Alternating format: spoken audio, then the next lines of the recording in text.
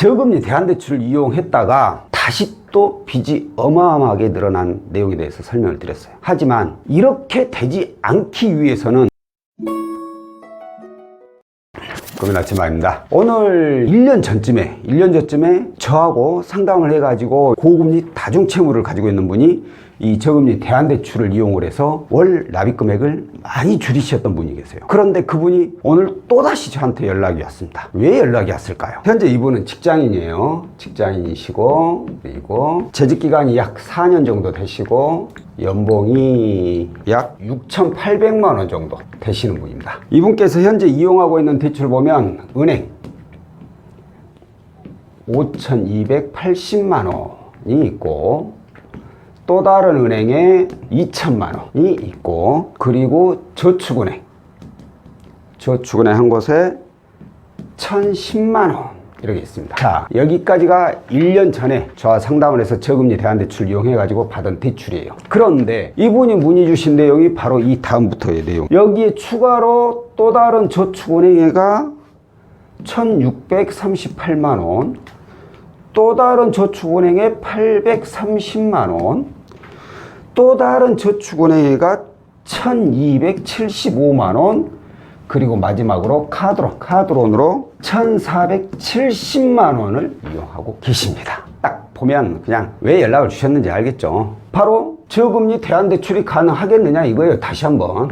어렵죠? 왜? 자, 보세요. 저금리 대출이 7,280만 원, 연봉이 6,800만 원, 연봉보다 훨씬 더 많은 금액을 이미 이용하고 있어요. 그렇다면은 그 다음으로 남아있는 채무통합으로 해보고 싶었지만 이 역시 땡, 안 돼요. 그 이유가 뭐냐? 지금 대출이 얼마예요?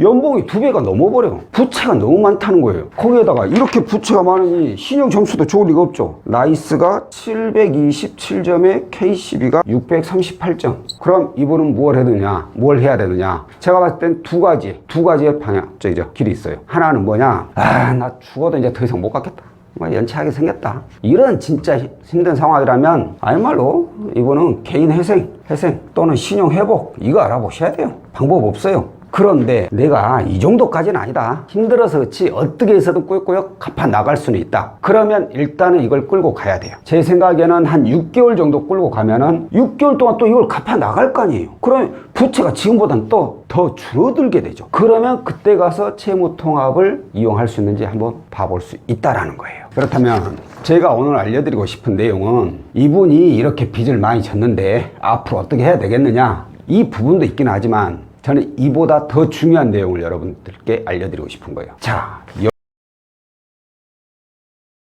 여유 자금이 생기게 된다. 여유 자금이 생기게 되면 뭘 해야 되느냐? 반드시 이건 저축을 해야 됩니다. 그러니까 예를 들어서 이분이 이거 하나만 가지고 제가 볼게요. 이게 예를 들어서 6천만 원을 대출 받았다 쳐요. 처음에. 그래가지고 이거 10년 상환으로 계약을 했다 쳐요. 이전에 내가 한 달에 120만 원 내던 걸 이걸 월 70만 원으로 줄였어. 그럼 여유자금이 얼마가 생겨요? 여유자금이 10만 원이 생기게 되잖아요. 원래 120만 원씩 내던 것을 저금리로 대안하면서 월 70만 원으로 줄였어. 그러니까 이제는 120만 원 내던 게 70만 원 내니까 이제 50만 원이 남잖아요. 이 50만 원을 저축을 하는 거예요. 저축을. 자, 1년간 저축을 했다 쳐봅시다. 1년간 저축하게 되면은 얼마예요? 600만 원이 뭐예요? 600만 원이. 그러면 이 6천만 원을 10년간 상환하니까 1년 동안 갚아 나갈 거 아니에요? 그럼 6천만 원에서 어느 정도는 갚았다는 거예요. 1년 동안.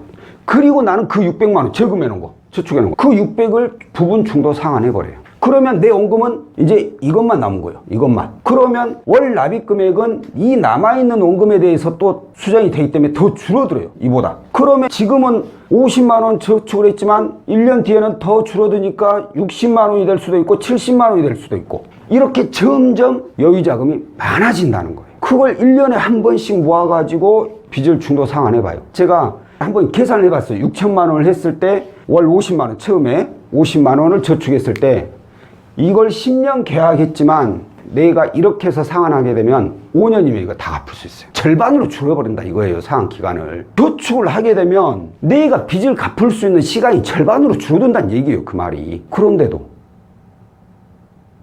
먹고 쓰고 마시는데 다 써버릴 거예요? 어떻게 해서든 하루라도 빨리 이 빚쟁이에서 벗어나야 될 거 아니에요. 물론 저도 압니다. 진짜 남들 다 사먹는 거 못 사먹고 이놈이 빚 갚느라고 힘들게 살아가다가 어떻게 잘해서 저금리로 대안을 해서 여유자금이 좀 생겼어. 그러니 지금까지 못 마셨던 술 한 잔이라도 더 먹을 수는 있어요. 그 심정 저도 충분히 이해를 해요. 저도 예전에 빚 어마어마하게 많이 져봐서 잘 압니다. 그래요. 여유자금 좀 생겨서 한두 번 정도는 이렇게 먹을 수 있다 쳐요. 나를 위해서 좀 풀어도 돼. 한두 번 정도는. 하지만 그걸로 끝내야 돼. 나에게는 아직도 갚아야 될 빚이 있는 거예요. 12척에 배가 있는 게 아니라 빚이 있어. 이거 못 갚으면 내 인생이 끝난다고 생각을 해야 돼. 잠시 미뤄놔요. 내가 쓰고 싶은 거, 갖고 싶은 거 잠시 미뤄두세요. 미뤄뒀다가 내가 이 빚을 다 갚고 나면 그때 생긴 여유 자금으로 그동안 못 썼던 거 마음껏 쓰세요. 마음껏. 응? 그 전에는 허리띠 한 번 더 단단히 매야 됩니다. 그리고 또 하나 저축을 하게 되면 좋은 점이 뭔지 알아요? 이렇게 추가로 빚낼 확률이 많이 줄어든다는 거예요. 이게 무슨 얘기냐면 내가 여유 자금이 없잖아요. 그러면은 혹시라도 뭐 조그마한 일 하나만 터져도 이걸 해결할 방법이 없어. 이 말은 곧 또 빚을 내야 돼. 빚을 내서 그걸 해결해야 돼. 하지만 내가 여유 자금을 가지고 있다. 그러면 무슨 조그만 일 터져도 이 자금, 저축해 놓은 이 돈으로 그걸 해결을 할 수가 있다는 거예요. 그러면 빚을 또 낼 필요가 없어지는 거예요. 빚을 가장 빨리 갚는 방법 중에 하나는 또 빚이 더 이상 안 늘어나야 돼요. 그래서 반드시 여유자금은 저축을 하라는 거예요. 저축을 함으로 인해서 대출도 빨리 갚을 수 있고 혹시라도 모를 일을 미리서 방어도 할 수 있고 그렇기 때문에 조금 지금 당장은 힘들고 어렵고 하더라도 내가 이 빚을 다 갚을 때만큼은 그 어떤 것도 조금은 멀리 하시길 바랍니다.